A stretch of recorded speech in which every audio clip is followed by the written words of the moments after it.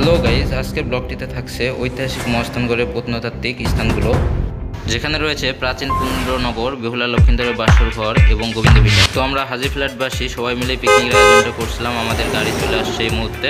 পিকনিকের ব্যানারটি আমরা গাড়িতে লাগিয়ে নিলাম যাতে মানুষজন আকৃষ্ট হয়, এবং আমাদের সবার প্রস্তুতি ছিল মারাত্মক। বগুড়া গন্তব্য মোমাইন মহাস্থানগড়। Let's go. তো আমরা সবাই গাড়িতে একে একে উঠে পড়লাম এবং আমরা দিনাজপুর থেকে একবারে বগুড়ার উদ্দেশ্যে রওনা দিয়ে দিলাম।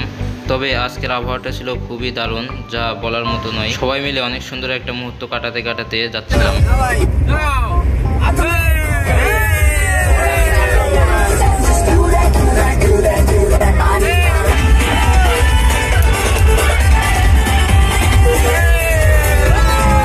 তো আমরা দিনাজপুর থেকে মাত্র 3 ঘন্টার মধ্যেই বগুড়াতে চলে আসলাম।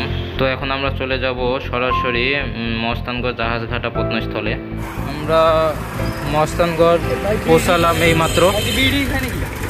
তো এই তো আপনারা দেখতে পাচ্ছেন কত সুন্দর প্রত্নতাত্ত্বিক স্থান। তো এখান থেকে এখন আমরা টিকিট নেব এবং টিকিট নিয়ে আমরা ভিতরে প্রবেশ করব। দেখা যাক কি কি আছে। তো এখানে জনপ্রতি 20 টাকা করে টিকিট নিয়েছিল, আর আপনারা যদি স্টুডেন্ট কার্ড বা আইডি কার্ড নিয়ে আসেন তাহলে 10 টাকা করে টিকিট কেটে ঢুকতে পারবেন। এর ভেতরে ঢোকার পর দেখি চারিদিকে শুধু কাপল। তো তারপর মনে হলো যে এই জায়গা আসা ভুলই হয়ে গেছে, যা আমাদের জন্য নয়। এই যে আরও 2টা কাপল আপনাদের দেখাই। তো কাপলদের দেখে আমি একটু পাট শার্ট নিলাম।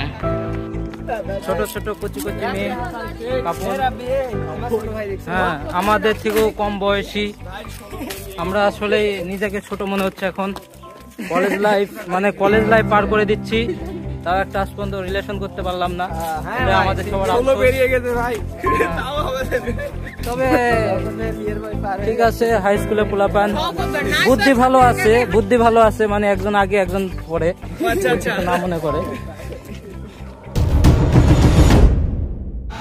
যাই হোক, আমরা আর এখানে দেরি না করে এখন চলে যাব গোবিন্দ ভিটাতে, যা মহাস্থানগড়ের পিছনে অবস্থিত, যেটি একটি প্রাচীন হিন্দু মন্দিরের ধ্বংসাবশেষ। ধারণা করা হয় এটি মধ্যযুগীয় কোনো রাজবংশের আমলে নির্মাণ করা হয়েছিল। এখানে পোড়ামাটির ফলক ও হিন্দুদের স্তম্ভের অংশ পাওয়া গিয়েছে, যা হিন্দু ধর্মীয় ও শিল্প স্থাপত্যের নিদর্শন ছিল। ইট, পাথর, বালু, মাটি দিয়ে গড়া এই স্তম্ভগুলো এখনও কিছু কিছু দেখা যাচ্ছে। এই যে আপনাদের কাছ থেকে দেখাই তাহলে দেখতে পাবেন। সবশেষে আমরা এখন এখান থেকে চলে যাব। আমরা এখন যাব বেহুলা লক্ষিন্দরের বাসর ঘরের।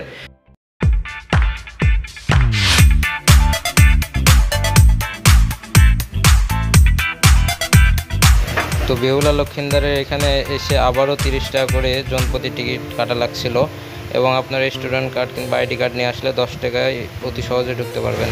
জায়গাটা ছোট হলেও এর পরিবেশটা অনেক সুন্দর ছিল এবং সব কিছুই সাজানো গুছানো।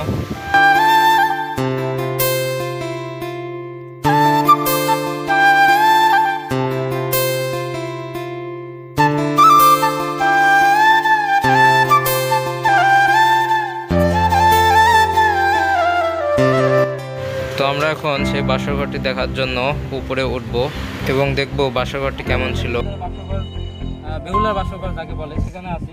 তো এখানে দেখতে পাচ্ছি বাসরঘর হিসাবে তো খোলা ময়দান সবকিছু। হ্যাঁ, তারা কি খোলা ময়দান সবকিছু করতো? এটা আপনাদের কাছে প্রশ্ন থেকে যাবে। যদি দেখাই তাহলে দেখাও তো এইদিকে। তো মানে কোনো গেট সুড়ঙ্গ কিছু নাই, সেটা আমার জানা নাই কেমনে কি। তো মহাস্থানগড় নিয়ে এতটুকুই ছিল, যতটুকু পারছি তুলে ধরছি। তো সবশেষে আবারও হাজি ফ্ল্যাটবাসী।